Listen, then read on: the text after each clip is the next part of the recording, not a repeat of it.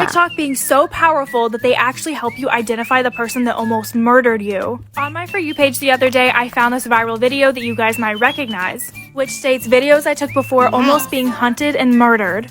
I clicked on her page, listened to her story, and was like, I have to know more. So I reached out and got the full thing. This is the case of Flowers Don't Growl. April 29th through April 30th of 2019, Taylor and her boyfriend Chris decided to take a trip to Falls Creek Falls, Tennessee. Taylor was 5 months pregnant at the time, so they figured they needed one last little trip before they were gonna have a baby. And Taylor swore that Chris was gonna propose. So that's why she documented so much of this trip, not even realizing that later on it was gonna be used as evidence. So they set up at their assigned camping lot. They spent their time hiking, exploring, having fun.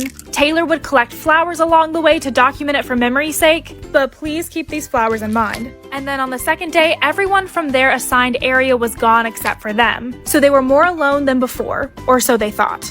Welcome back to part 2 of Flowers Don't Growl. So later in the night on their last day, they ended up hearing a loud crash. There's very windy roads nearby, so they figured that it was a wreck. And just to make sure kids weren't involved and that everyone was safe, they got out of their tent and ran over to the crash site, which was maybe half a mile away, to go check on the people. The sheriff ends up showing up and it's like a DUI situation, but everyone ultimately was okay. So before heading back to their campsite, Taylor says she has to go use the restroom. So her and Chris walk over to the bathroom so she can do her thing, and in the distance they see a light flickering. And as it gets closer, they notice that someone is running with a flashlight. So they're both cracking jokes to each other like, oh my gosh, this guy really has to go to the bathroom. But once he approaches the restroom, he ends up stopping right at them instead of actually going into the bathroom, and states, and I quote, "Wow, you guys are fast." Creepy. Taylor notices that he has a weird smile on his face and feels really nauseous, but just associates it with the pregnancy. So just to be nice, they continue to have a conversation with him, but ultimately this is where things go wrong. Part 3 on Flowers Don't Growl. So Chris and Taylor continue their weird interaction with this man. Chris explaining that they got to the wreck fast because they wanted to make sure everyone was okay. And the guy goes, yeah, I guess I'm just used to it. And Taylor's confused because, like, used to what? Hikes? Car wrecks? They ask what he does, and he says he travels a lot and likes to go camping. And Taylor, starting to get very uncomfortable now, tells Chris that, hey, they need to go back to the campsite because the police will be over there waiting for their statements. Just trying to make an excuse to leave, and Chris could tell it was BS. And as they start to take steps back, he starts to take steps towards them, asking questions like, hey, how long are you guys gonna be here for? And his hand kept playing with his hoodie pocket. Chris was starting to pick up on the message as they continued to walk backwards, while the man followed them forward. And then this guy decides to tell them a little story. He was like, car accident. It got me thinking this morning as I was hiking and I passed these flowers. I stopped because they were so beautiful and I heard a deep growl and it scared me. And it makes me think, you never know what day is gonna be your last. That's when they saw the knife. 4 to Flowers Don't Growl. So this is when Taylor noticed the outline in his hoodie pocket was the shape of a knife. It completely clicked for her, and she told her husband that they needed to run. He looked at her like, what's going on? And she just states, flowers don't growl. So they took off running, and this is when he took off chasing them. And I'll show a map of where exactly they were chased. This is where Taylor and Chris ended up, and this is where they last saw the guy chasing them. And they made it all the way back to the crash site, and luckily the police were still there. They told them what happened and made a report. And 2 of the cops went out looking for him but couldn't find him anywhere, while the other officer accompanied them back to the campsite so that they could pack up their stuff and leave. They tried to get updated on their case later on, but never ever got an update. Having the baby and it being a couple years later, Taylor sits down and ends up making a TikTok.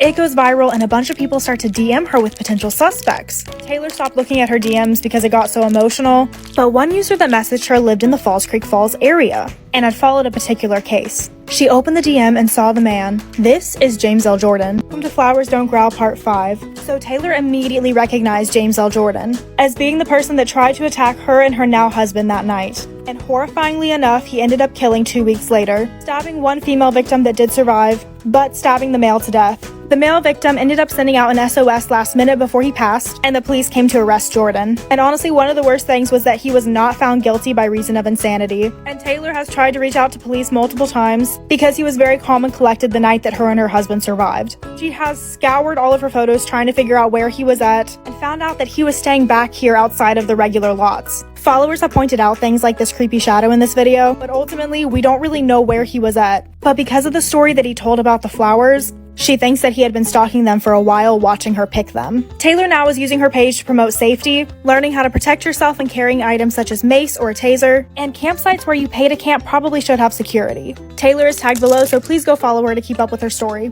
Another movie you just have to see. Fractured is a movie about a man, his wife, and his daughter on their way home when they stop at a gas station to take a little break. Ray's daughter, Perry, ends up falling off of this ledge at the gas station and he goes after her and they end up falling very hard on the concrete ground. Ray and his wife think that Perry's arm is broken and they just want to get her checked out, so they take her to the nearest hospital. After waiting for a while, the doctors say that they're going to take Perry to go get an x-ray, but only one parent can go with them. Ray stays behind and watches his wife, Joanne, and Perry get into the elevator, the door shut, and the elevator go all the way down to the lower level.